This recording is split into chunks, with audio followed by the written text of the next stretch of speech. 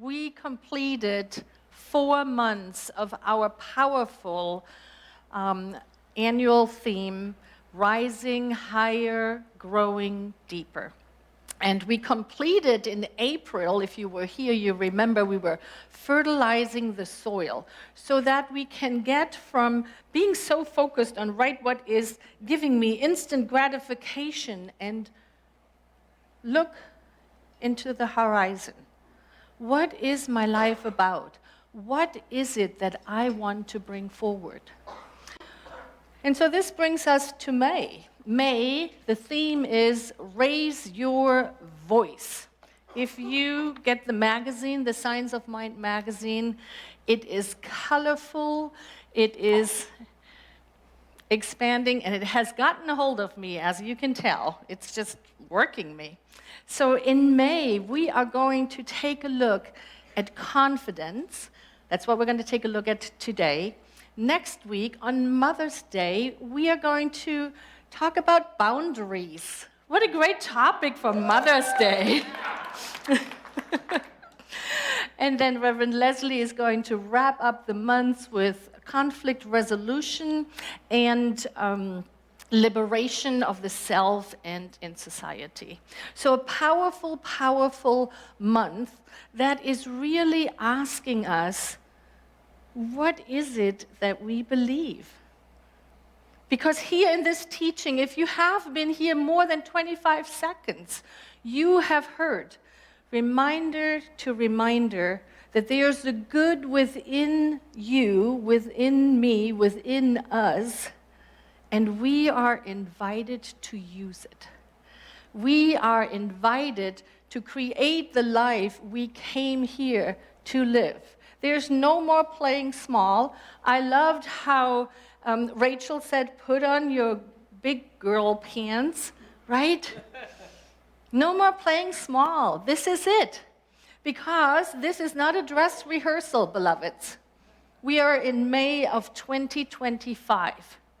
And so we are going to kick it off today, and it is with the talk,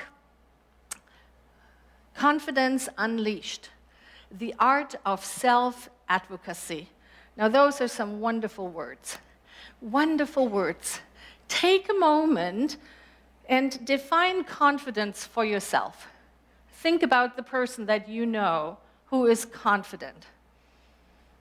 And I'm not talking about the strengths. Sometimes I think we see somebody who is really powerful, and I sometimes mistake that for confidence. But confidence is really having a strong back and a soft belly. Brené Brown uses that definition. And what does that really mean? Well, it means a strong back means I know who I am. I know what my values are. I know what I stand for. I know that there's a power for good greater than I am, and I can use it. What are your I know statements? What are your statements that you say to yourself and you can feel your back getting stronger? Take a moment. Think about that. If you have been part of the New Vision Center, there have been numerous invitations for you to think about that, right? That's what we do. That's what a center like this one does. It invites us to define what these things mean for ourselves. We don't tell people this is what you should believe. No. We invite people to look within and find, what is it that I believe? So that's the strong back. And then the soft belly, which I appreciate. The soft belly is really about, I know so well who I am that even when someone comes towards me with a different opinion, a different point of view, a different life experience, a different idea, I don't have to block them immediately. I can provide a safe place for landing, a safe place for growing, because I know who I am. So for today's talk, we are going to collectively look at confidence as, I think we have a slide for that, for the definition, the embodiment of trust. Thank you. The embodiment of trust. Now, what is it that we are invited to trust? The unfoldment of life for our highest and greatest good.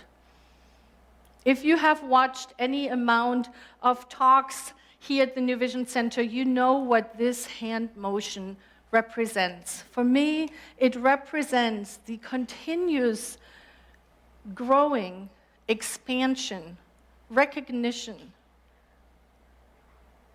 of what my life is all about, and the continuous recognition and appreciation of what the New Vision Center's life is all about. This living, breathing entity that is growing and expanding and calling forth more and more people to step in and say, I want to be part of bringing forth the highest and best, not only for myself, but for all around me.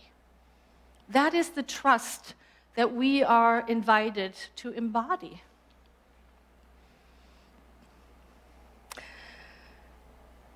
I was looking for a story that would illustrate this. And I remembered the story. And if you have taken classes here, you might have heard the story. It's the story of Genevieve Behrend. Genevieve Behrend lived in the early 19th century. She became widowed at a very, very early age. And she went ahead and looked for spiritual teaching, something that would help her, support her as a young widow in 1920. Just take a moment. 100 years ago, how different was that life? We can only imagine. And so she connected with divine science. I think that's what she said. I'm going to take a look at my notes. Christian Science. She studied Christian Science with Mary Baker Eddy, and she was in that teaching for a while, but then she left. It wasn't quite the right thing. And then she read the essays of Thomas Troward. Thomas Troward, the wonderful judge from England that wrote essays where one sentence sometimes went on for 1.5 pages.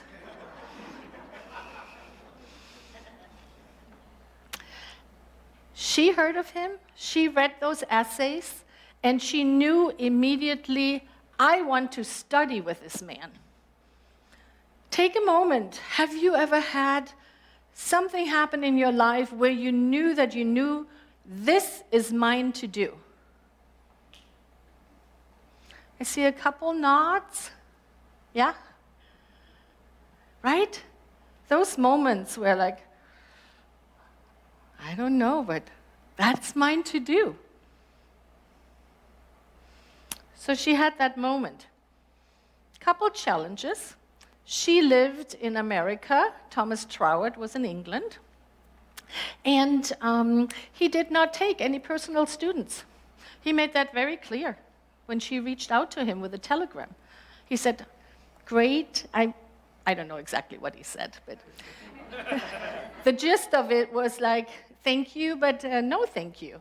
I am not working with any individual. And what did she say? She embodied trust. She said, no, I have seen it. I have felt it. I know this is mine to do. And so she visualized every day money coming towards her, enough that she could buy the ticket to go to England. Visualization. Now I'm going to pause for a minute and point out that a couple of weeks ago we talked about visioning. Remember that? Those 5 questions we ask.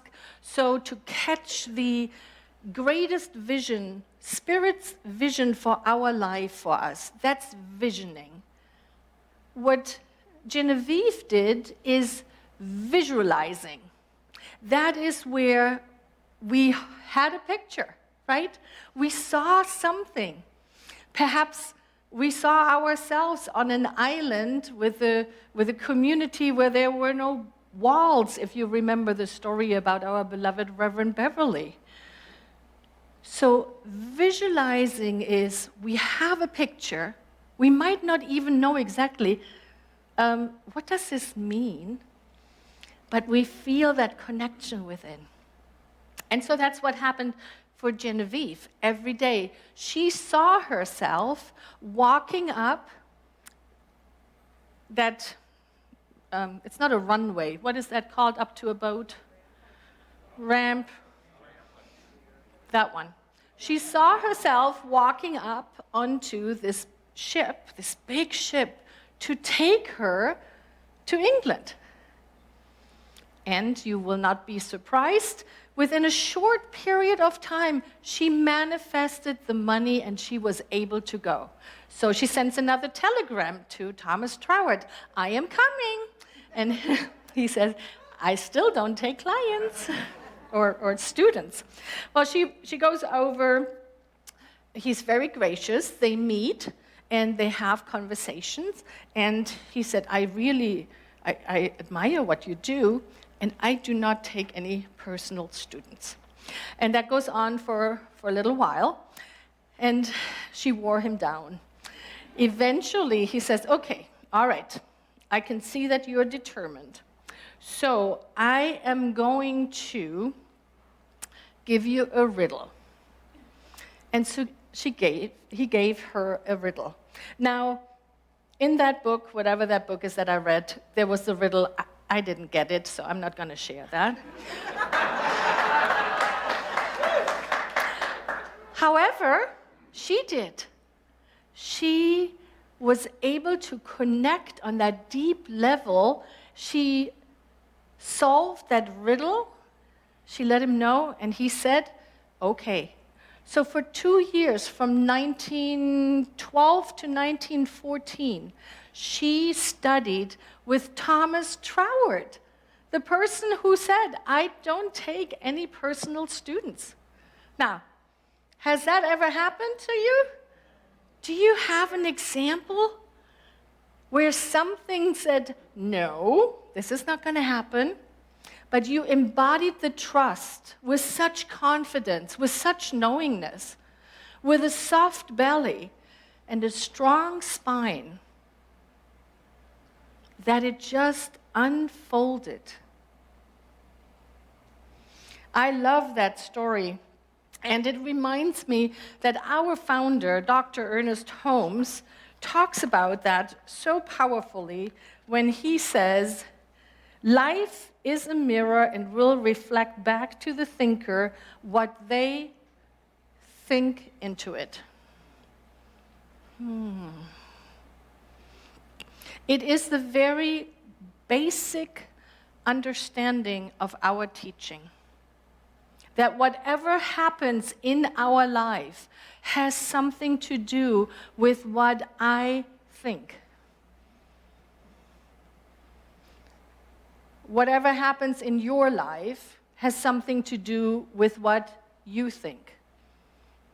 Of course, often at this moment, people say, yeah, I don't think I thought that into existence, right? I wasn't part of that thinking. Yes, there is this thing that we call sometimes collective consciousness, right? It's almost like we live in this time and space, we hear all of these things, and part of us is informed by that. And there's the saying, everything that we don't stand up for and say, no, that is not for me, we invite in. and it becomes part of our thought process. So let's take a breath. Has it ever happened to you that you were in a conversation about, woe me in this economy, woe me, I would like to create a new business, but in this economy, woe me, I am inspired to start a new work, I am inspired to do, fill in the blank, and having the conversation with somebody who points out why that is not going to happen. That, beloveds, is how we interact with this idea called collective consciousness. There has to be within us a place that says immediately, nope, I don't take that on. Even if it turns into an uncomfortable conversation. That's interesting how you think about it. I think so differently about it. Let's take a breath. Might we be able to do that? Might we be able to create a space within us where we not only speak up for ourselves, but hold a space of transformation? Because that is what advocacy is. Advocacy goes beyond speaking up for my good, or for somebody else's good, or for an organizational good. It is going beyond just speaking about it. It is being so trusting in the divine that I not only speak this good into the world, but I hold a space for the transformation to occur. And what does that sound like? Our affirmative prayer, does it not? That's what we do when we pray. We are not going to beseech some divine entity on a cloud somewhere. No. We know. We understand. We know without a shadow of a doubt that there is a power for good in the universe greater than I am, and that I can use it. And the way I use it is that I affirm it, that I bring it front and center, that I know that that is the truth. And then I claim my good. That's what we do. And I'm just so happy we have so many practitioner candidates here in the room with us, because they are nodding. They're saying yes. That is what we do. Right? We not only hold the space, we not only affirm it, but we hold the space for transformation.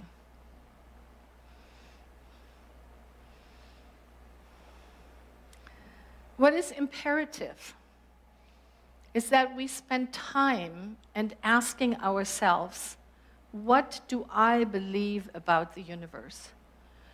Am I with Einstein?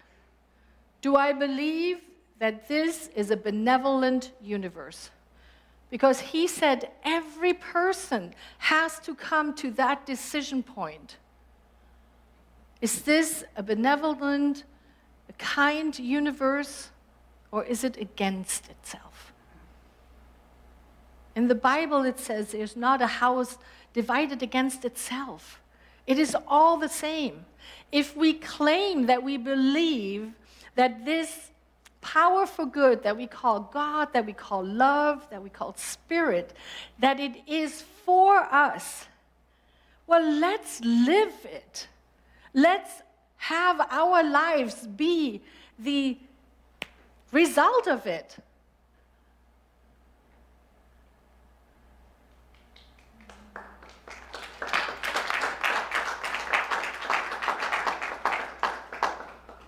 Ask yourself, do you really believe that? Do you really believe that? And here comes the litmus test. The next time you look into your bank account, and if there's a number that you are not happy with, can you know without a question that there is an infinite good that is on its way to you already, that it has already been set in motion? The next time you're going to a party and you're like, darn, I would love to go with a beloved here. Can you know without a shadow of a doubt that if that is your heart's desire, that you can call forward a perfect partner in your life? Because that, beloved, is where all these wonderful sayings from 100 years ago and these examples meet, where the rubber meets the road, right? That is why we are an applied spirituality. We do not ask you to believe what I say. I don't ask you to believe what I say. What I would love for you is to take what you hear and say, I am going to apply this. I'm going to do this. I'm going to find out for myself if this also works for me. Because the world is full of stories like Genevieve Behrend.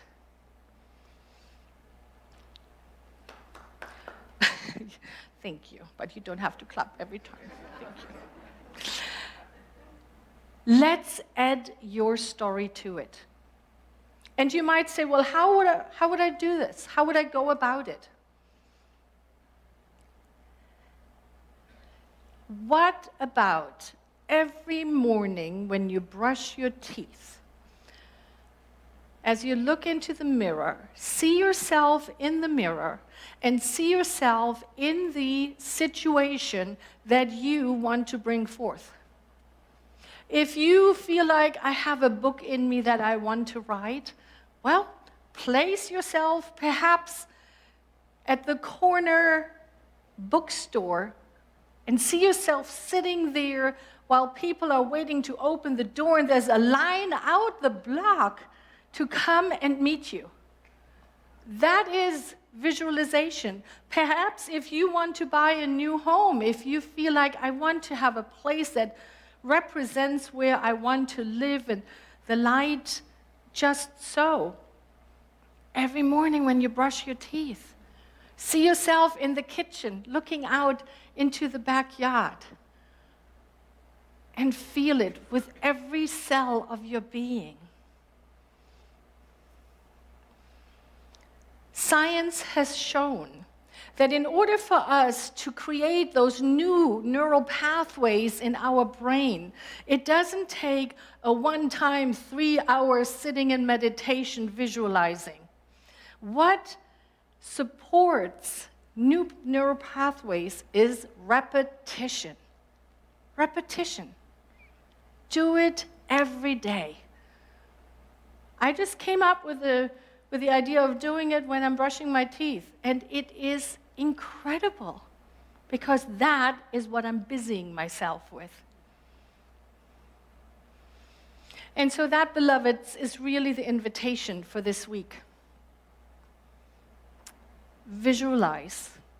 Get clear on what it is that you want to bring forth in your life, and then visualize it with a strong back and a soft belly, meaning knowing who you are, but being willing to move with the movement of life. Every day, at least twice a day. Will you do that? Yes. And then report back. Let us join in the joy of your manifestation. That is why we share all of this good that is happening in this community, because it lifts us all up when we do that. So let's do that together. And now we're going to do what we do in this teaching. We are going to stand in our own confidence. So I invite you to close your eyes if that's comfortable for you. And I will speak a spiritual mind treatment. And I want you to open up your heart and allow these words to land. We start by recognizing that there is only one power, that the allness of life is made manifest in infinite ways. That spirit, first cause, love, harmony, is everywhere present, and as it is everywhere, it is within me. It is within me, and it is within every person within the sound of my voice. Love, grace, harmony, joy, abundance, infinite possibility. And as we open our hearts and minds even more fully, we bring forth images and ideas of how I want to live this life. In the great I am, in perfect alignment with that which is greater than I am, I bring forth and pull down from the universe into my experience the love and the peace, the harmony, the abundance, the joy that I came here to experience.